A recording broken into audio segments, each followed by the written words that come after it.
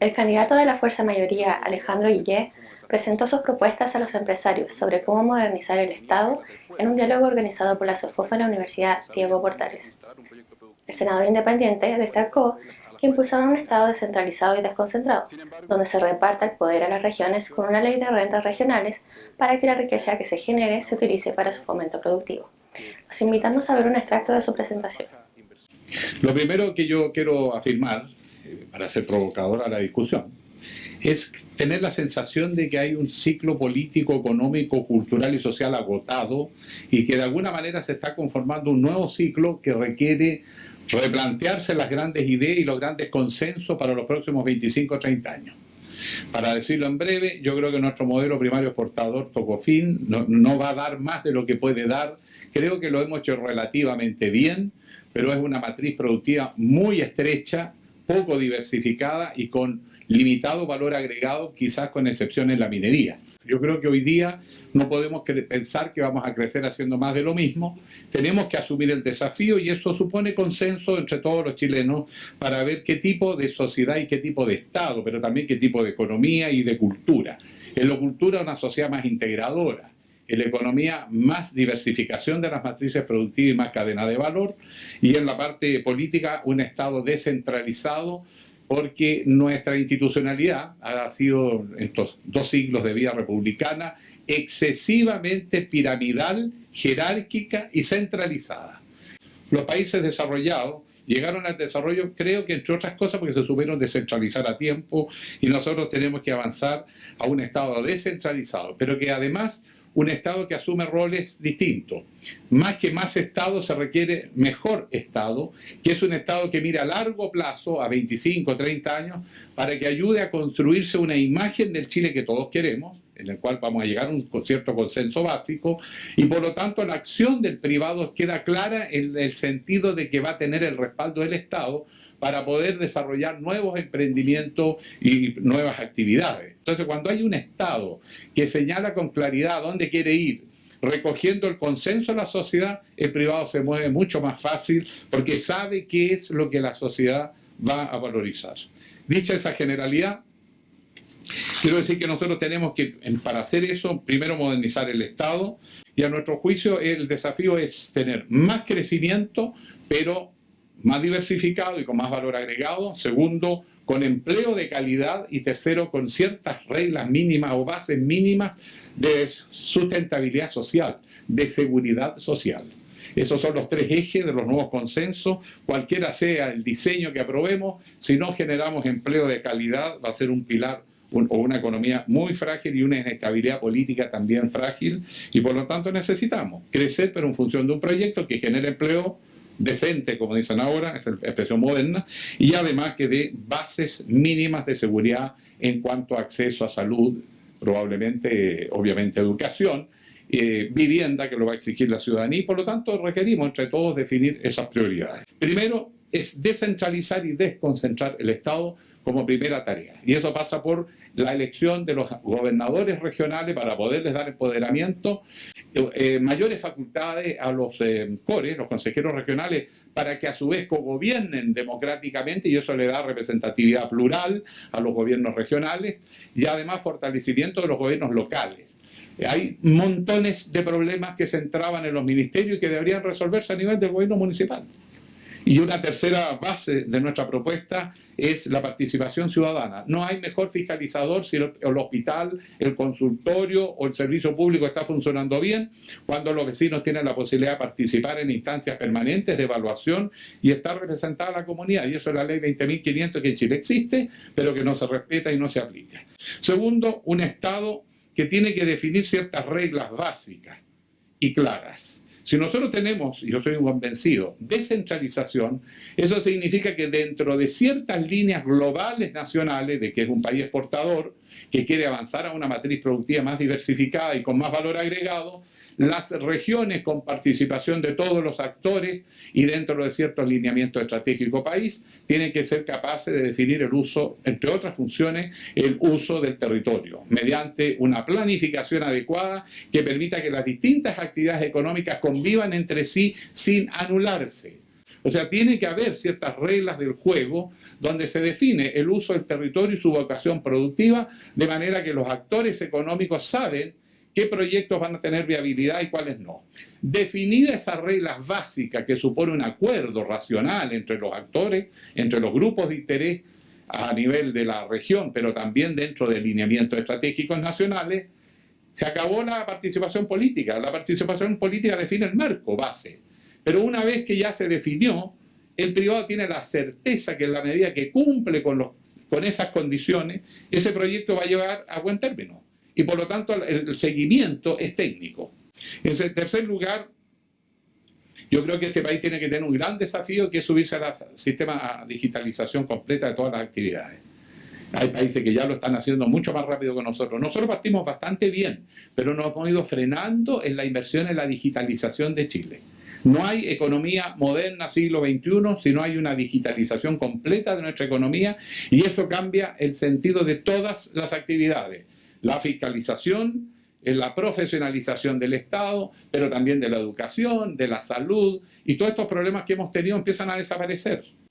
Entonces, cuando vamos a hablar de profesionalizar el Estado, tomárselo en serio y que no sea un campo de caza de la militancia, que además no tiene idea de lo que está haciendo. Entonces, además causa daño. Habrán otras funciones, pero el Estado tiene que tener una estructura y nos hemos ido debilitando en la excelencia del Estado. Y el tercer principio de este Estado es la visión estratégica. Nosotros hemos entregado mucho al mercado en la definición de las grandes orientaciones de la economía.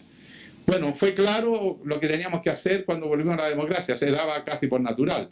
Pero hoy día supone políticas públicas para irle creando condiciones para que el sector privado pueda hacer sus inversiones, sobre todo las grandes inversiones para esta nueva fase de desarrollo.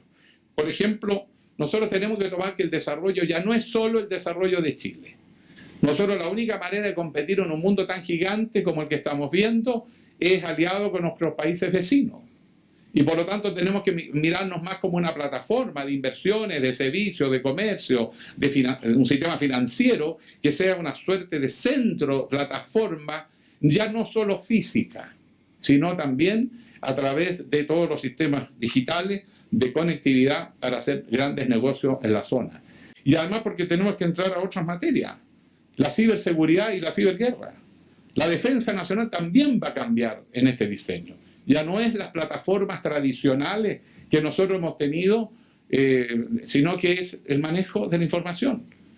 Y todos lo estamos viendo, los famosos ataques cibernéticos que consisten en paralizarle la maquinaria de guerra al otro, que no tome decisiones, hacerle caer los sistemas, y por lo tanto necesitamos entrar a ese mundo de la ciberseguridad, en el más amplio de los sentidos.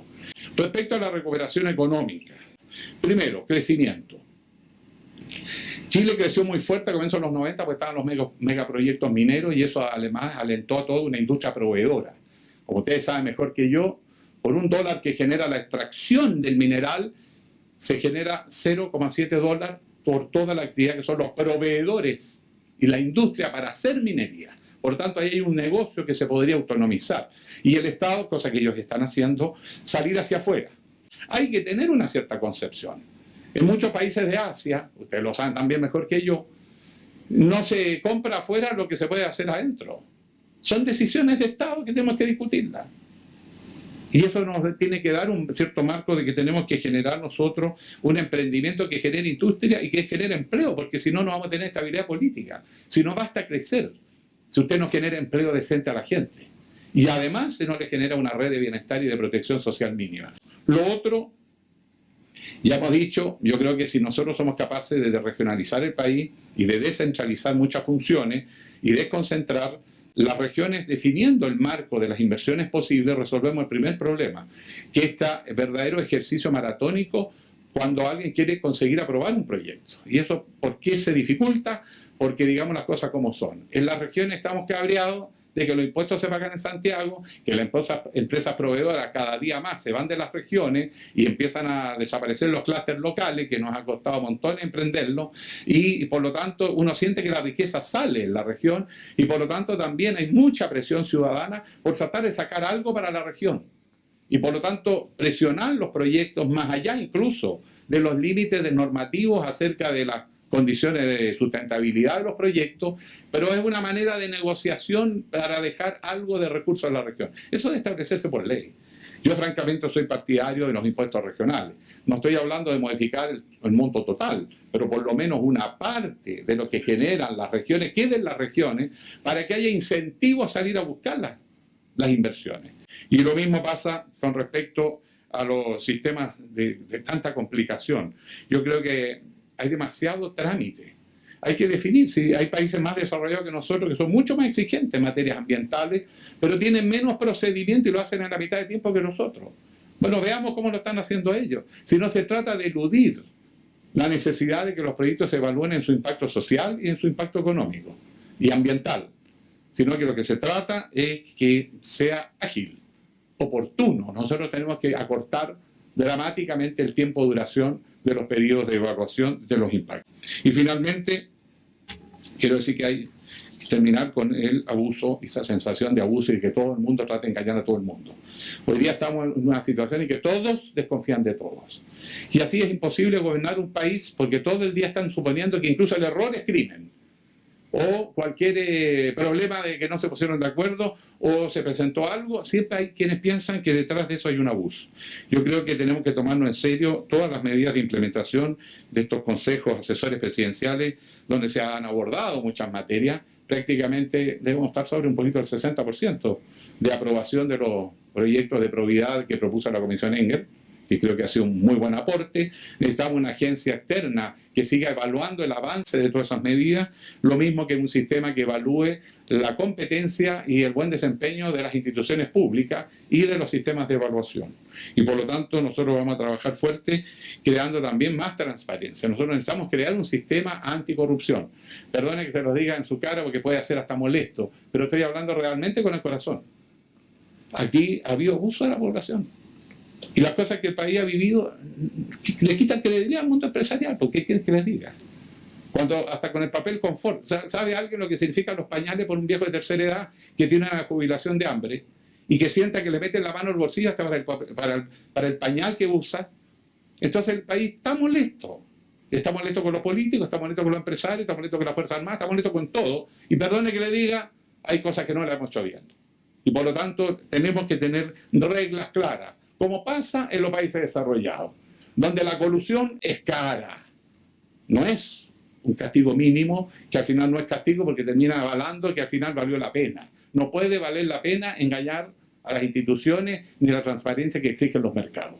Nosotros tenemos que restablecer la confianza en los mercados, en lo que corresponde, y además combinar el mercado, pero también necesitamos un Estado capaz de mirar a largo plazo, con visión estratégica y que reúna, porque eso expresa la política de un Estado, los grandes acuerdos que el país se tiene que plantear. Y yo al menos soy un convencido de que tenemos que entrar a una nueva fase de desarrollo de nuestro país y eso supone el compromiso de todos los chilenos, son los consensos en los próximos 25 o 30 años.